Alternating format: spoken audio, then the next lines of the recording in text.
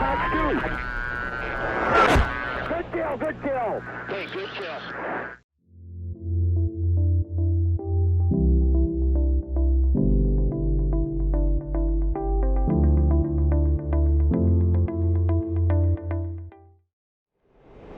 Hey guys, welcome back to another video. This is one of the suggestions that we see very often in the comment section. F-22 versus Felon, Su-57 Felon, but instead of a dogfight, we want to see a BVR fight, an intercept fight. So that's what we got here today. He's somewhere out there. There's also a Patriot sight for me and an S-400 sight for him, just to spice things up a little bit.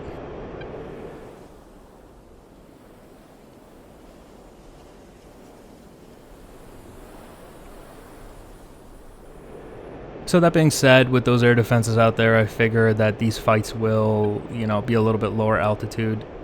Just taking the chance that you might get spotted by those S-400 sights or the Patriot sight.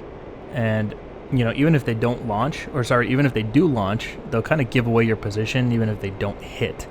So it's definitely something to consider here. Kind of show you where the other guy is. Now, on RWR, I do have an unknown contact.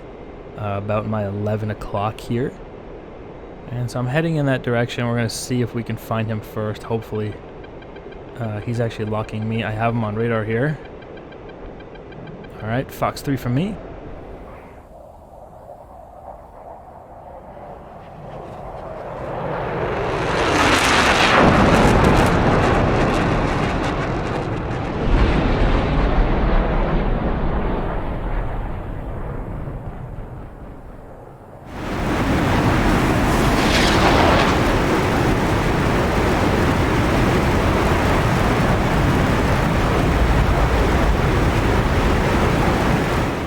And we're going to go ahead and start flying perpendicular to him, reduce the altitude, see if we can get lost in some ground clutter here. He has also fired, as I'm sure you can see that smoke trail headed towards us. But I think we're good. RWR is clean. We're going to go ahead and recommit here. The stealth of the F-22 is very helpful with making sure those missiles miss in the last few seconds. Very difficult for a missile to pick out stealth like the F-22 out of ground clutter and all that stuff.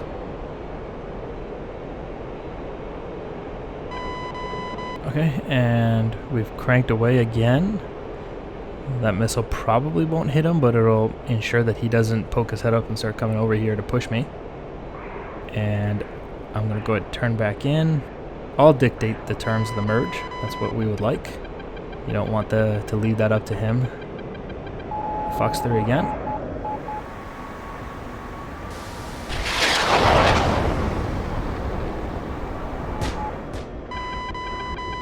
And he has another missile off. That one is actually tracking. Ooh, that went right over my head, man.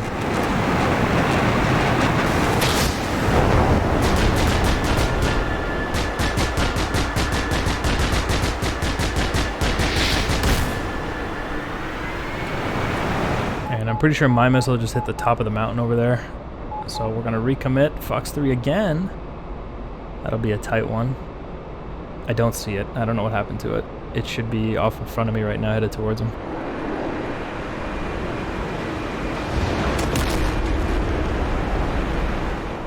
It's kind of possible that I might have been a little low when I fired that AMRAAM. It might have hit the ground, I'm not sure. But we're going here to the merge. I'm going to push him. He should be right over this hilltop here. There he is. Fox 3. And, oh, I think he shot down my Fox 3, my AMRAAM.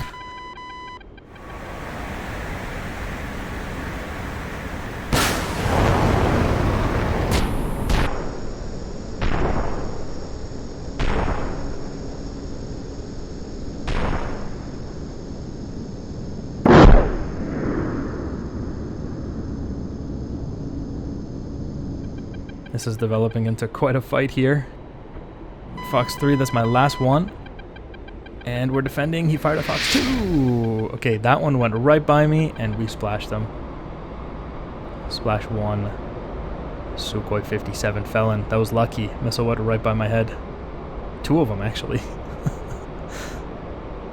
But that was crazy, man. You guys saw that first missile go right over my head, and then this one went right by me. Fox 2, I think that one was. I was sure that last AMRAAM was going to hit him, but either he shot it down or the AMRAAM went after his missile. I don't know what happened really there.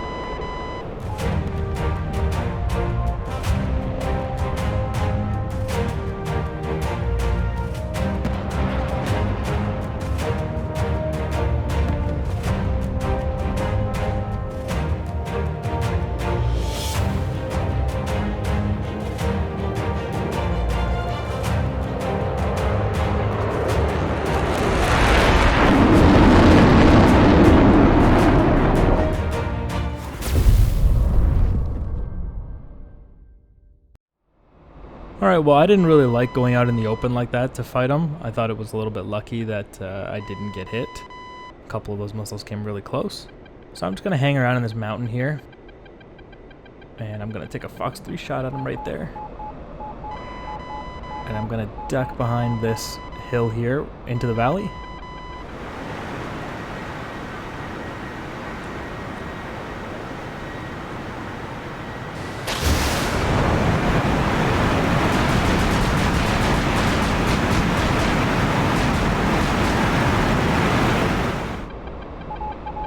I'm gonna have to go out there to kill him, I think, because he's not gonna come in here.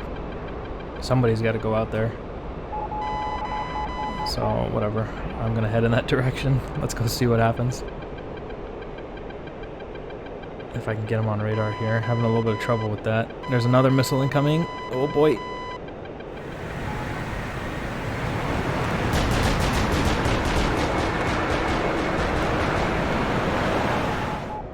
Okay, lucky to have survived that somehow. Definitely thought I was going to get hit there. Unfortunately for me, he's disappeared. Vertical lock is not picking him up. I don't know where he went off to. But there is now a felon on the loose out there. And he's got my number.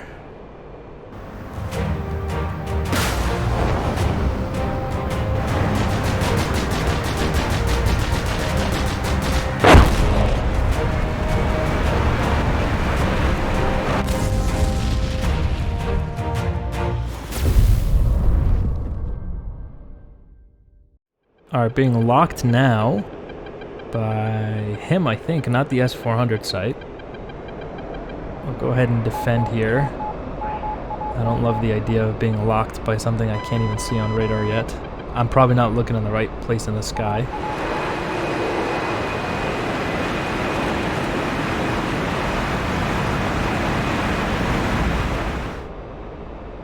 Poke my head out of here on the other side of this valley and hope to find him.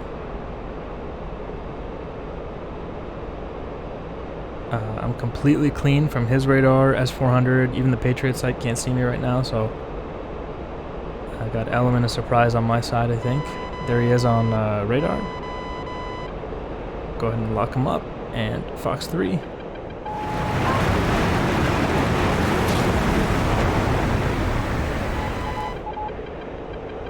Okay, and that Fox 3 should hit him, man. Pretty close shot. Oh. Did he shoot down my missile again? Fox 3, he's got one out. Oh my god. How did I survive that? And we got him. Whoa, that missile came real close.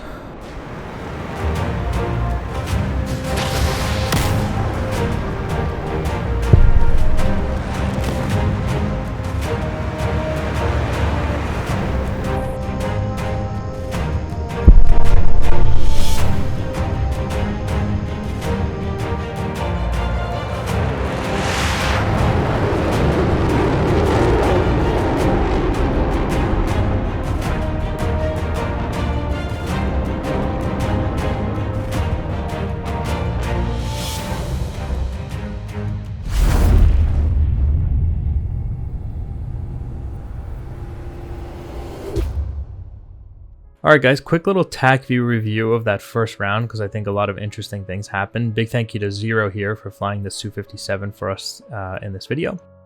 As you can see right around, looks like 13 miles he gets the missile off. This does seem to be, at least the trend that I noticed was, you know, with both of them having some elements of stealth, it just ends up being a really close, like, near merge. So what happens is you get into these like 13-mile, 10-mile situations, and then people start seeing each other and shooting missiles, and you know, you need quick reaction times and things like that. So he actually gets the first shot off, and I get the AMRAM off, and we start defending. I'm gonna go ahead and get rid of the range. So anyway, my missile, actually, I want to see what happens with my missile. I'm curious what happens with this AMRAM. Oh, it just doesn't have the range. Okay, so that's fine. Mine doesn't have the range. And his looks like it hits. And there's like civilian stuff here in between. There's like trees and buildings and stuff. So both of our missiles, mine probably hit a hill, but maybe a house, and his definitely as well. Maybe hit a populated area. But anyway, we come in, we fire another Fox 3. And quickly, I try to turn away from him. I want to, you know, not get into the MAR. We've talked about the MAR, the minimum abort range. This missile, unfortunately, again, because I'm so low, just hits the side of a mountain. So a complete waste of an AMRAM there. And I'm defending. He fires a Fox 3. I shoot another one off. And this is the one that comes tremendously close to me. Right, goes right in front of my face. And my AMRAM here, I think, also hits the side of a mountain once again. So he's driving my missiles into the ground. Very smart move by him. He's also trying to, you know, turn away, go cold. He's chaffing. All right, guys, I'm just going back real quick because I missed something in the TAC view. So if you're watching this, I'm cutting this in after I've already done the TAC view. I'm just going to put this little piece in because I forgot to talk about it. Right here, you can see this is the part where the AMRAM hits the ground. Not really sure why it dives down like that, but this is one of the reasons why I pull the F-22's nose up when I fire it, because it's got to drop this AMRAM out of the bay. So you want it to have enough room for that thing to turn on and go. I've never seen them come out and just dive into the ground like that, so that's kind of unusual behavior. I thought I pulled the nose up enough to get it off. I guess not. And it falls out of the bay and hits the ground like that.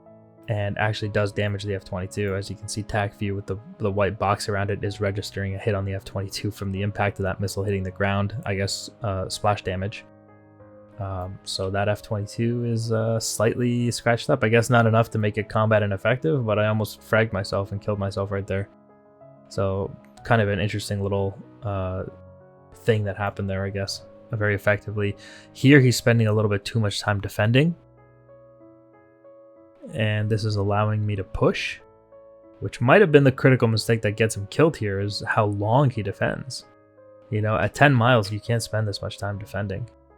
And so anyway, we end up here. This is where things get interesting. Look at this. We're, what, 2 miles away from each other at this point. And we're going to get the AMRAM off. That thing goes right towards him. And it looks like I fire first, right? Yeah, AMRAM. Oh, I don't know, man.